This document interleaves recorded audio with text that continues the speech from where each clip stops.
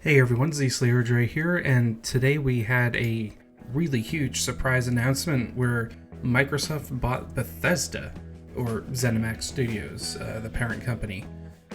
This has huge implications for the next upcoming generation, and it's going to put some real pressure on Sony, so let's get right into it. First of all, they acquired them for $7.5 billion, which personally I think they overpaid a bit. It shows they were a little desperate to get another studio. I guess apparently they weren't able to buy TikTok, so they were looking for something else to buy, and I've seen analysts say that this is a better buy, and I totally agree with that sentiment.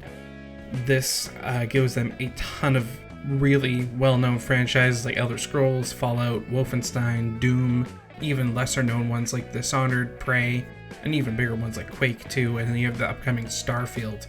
This gives them a ton of games to work with and a bunch more studios too. So now they kind of dwarf Sony in the amount of studios that they actually own.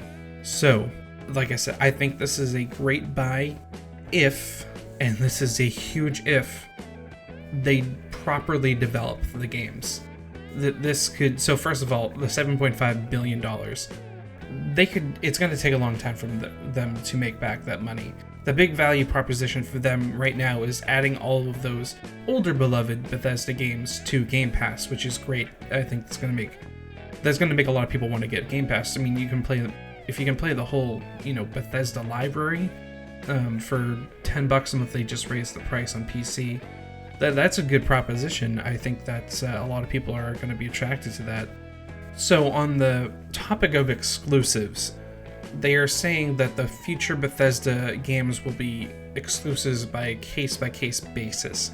So right now, so Bethesda already had a deal with Sony to have Deathloop and Ghostwire Tokyo to be timed exclusives. So they will honor that deal. I think they probably have to. If I were them, I would do whatever I could legally to get out of that agreement. With the way Sony has been behaving lately, you know what? Give them a taste of their own medicine. I mean, Sony has just been basically a misbehaving child. Them buying Bethesda has been a direct response to that. This is why we can't have nice things. And personally, I don't like the prospect of just a few mega corporations owning everything. I don't like it. But I do think this might end up being a positive for Bethesda games because they were struggling very badly. They have, outside of the Doom games, they really haven't done anything of note for some time now, and it didn't look like it was going to get any better, probably going to get worse. So, and I found out, looking at the people who were in charge of the company, it's really no surprise. They're people who just have no idea about game development. So, that being said, even though Fallout 76 was a laughingstock, there are still a ton of people who are playing that. It's Fallout, it's a recognizable name brand. People that come onto the internet, onto YouTube and go to Reddit and places like that for video game news, we're actually even though there's a lot of us, we're in the vast minority. Most people, or most consumers, they just see a big brand name and they'll just buy that. So they saw Fallout, they bought Fallout. Most people, even with a poor quality, they don't care. They might play 1 or 2 games a year. People really do care about it, obviously it was a laughingstock. So it still made them a lot of money, and there's still a lot of players. I know it might be crazy to think that, but that's just how it is. That being said, over time, if they continually do, one bad release isn't going to really, for the casual consumer, one bad release probably isn't going to stop them from buying that brand. But if they continually do, if there was another Fallout 76, yeah, that might really start to put the brand in jeopardy. But I think they're all fine right now, even though the only one I think that's gonna have some problem, Wolfenstein, they drove that into the ground. The first was Wolfenstein New Order. That game was incredible. After that, they just clearly didn't know what to do with it, and they ruined it. And supposedly there's a Wolfenstein 3 in the works. I don't know about that. It's probably quite far away. We'll have to see if that still happens. But I think the big thing is, I absolutely think Elder Scrolls 6 and probably Starfield and probably whatever the next Fallout game is, they're going to be exclusives. That is going to sell a lot of Xboxes, especially Elder Scrolls 6, you imagine? Yeah, that was a good buy. I mean, they have to make sure it's exclusive. I don't see any reason why they wouldn't. Not that I want it to be exclusive, I think it should be on everywhere, but I mean, the way, like I said, Sony's been behaving, you have to put the pressure on them. Obviously, it'll still come to PC, so that's good. But yeah, I don't think they should put it on PlayStation 5. Now, that being said, they're going to have to make sure, like I said, I think Elder Scrolls 6, first of all, it's probably still in pre-production. It's still years away along with Starfield. So Microsoft supposedly is going to be hands-off on this. I mean, obviously they have to probably just say that publicly, but behind the scenes, if I were Phil Spencer, Sony would be an afterthought and Microsoft would be dominating the gaming market because I actually understand it. But, that aside, if I were him, I would have weekly updates with the Bethesda team about Starfield and Elder Scrolls 6.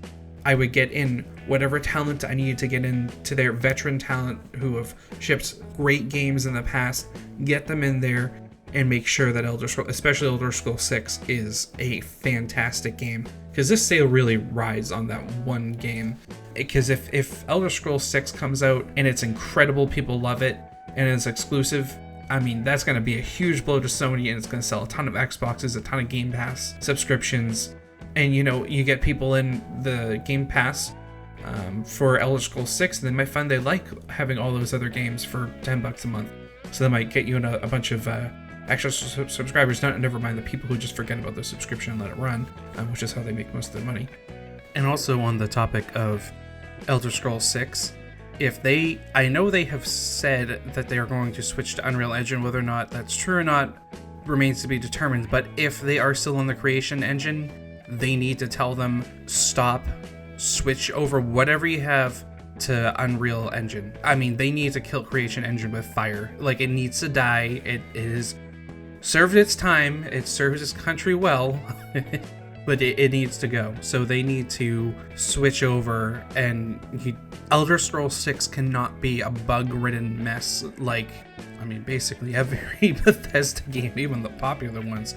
But they need to release a well-polished game. They really, really do, especially against the Sony stuff. The quality of some of the Sony games can be debated, but they're definitely typically well-polished in the sense that there's definitely bugs, but they're pretty rare. They're really usually pretty well put together, even if the actual game isn't as good. They're typically not too buggy. Especially like God of War, I don't think I had a single bug in that entire game. I've seen other minor stuff in other games, but they're usually far better than most other games being released right now. So you need a nice, well-polished, and also for Starfield too. I mean, everything going forward needs to get off that Creation Engine.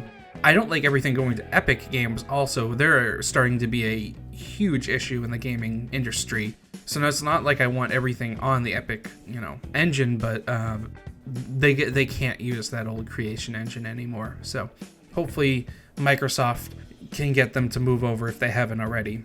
But you think going into, it's going to be a few years till all these games are in, but you think 2022, you get Starfield as your big holiday release, exclusive on Xbox and Game Pass. Oh man, that's going to be huge. And then the next year in 2023, you can have Elder Scrolls 6 come out. That would, having those two games being exclusive, that would really put the hurt on Sony. And then the year after, you can release another Doom game. If they plan this out right, this can be a very good deal. But if they don't plan it out right, and then, in between those big games, you have the smaller stuff, like you could do another Prey or Dishonored, or, if these new games like Deathloop and the Tokyo game are popular, you can do another one. But don't make them like, you don't need to spend $300 million on those games. Just have them have a reasonable budget. Make them like a well-polished mid-tier, a title. Just don't, do like a $60 to $70 million budget, which seems high, but that's kind of high-end mid-tier right now. So, you spend, a reasonable amount of money, have them be well-polished, maybe some shorter experiences, but still well-polished, and you can continually release those and have them on the Game Pass to make the Game Pass, continually, because they obviously want to keep people subscribed, so they have to have, somewhat of a steady stream of newer games being released on, Game Pass. Yeah, this could be exciting. Like I said, I think this might have saved Bethesda, or at least it gives the potential for us getting some decent games out of their franchises. because I think they were going to be terrible if Bethesda was up to it. I really hope that they need to get rid of the senior staff. Or whoever isn't the people in charge, they need to go. You all know who they are. They need to go. I mean, they have consistently proven they are incapable of doing their job. Just terrible. And like Todd Howard's a compulsive liar. He needs to go. Get him out of there. They're probably, I mean, all of them probably made millions of dollars that they don't deserve, but you know what? Just get them out of there and get people in there who know what they're doing. And we can, hopefully all of us can get great games again out of Bethesda. But I'm curious how everyone else feels about it. If you're an Xbox fan, are you excited for having these, or potentially being huge games being exclusive on Xbox? I wonder how you all feel. Like I said, I'm kind of agnostic to platforms. I will play games on whatever they're on and enjoy them. I do tend to prefer PC because the consoles are a little bit long in the tooth, but I have nothing problem. I mean, I play it's kind of half and half between consoles, so. And Xbox and PlayStation, I don't have a horse in that race. Like I said, I just enjoy playing games. So let me know down in the comments how you feel about that. Or are you a Sony fan? Are you angry about maybe Elder Scrolls 6 being exclusive to Xbox and PC? I'm curious how you would feel about that. Do you think it was justified? Like I said, I think this is a direct response to Sony, the way they've been behaving. So hopefully, I want everything to stay independent. So few companies own so many things. And it really just kills, competition. So, or they aren't allowed to be creative because of the corporate mindset. If you did enjoy the video, I would greatly appreciate if you subscribed. I do videos like this all the time, along with gaming reviews. And be sure to drop a like on the video. And I will see you in the next one.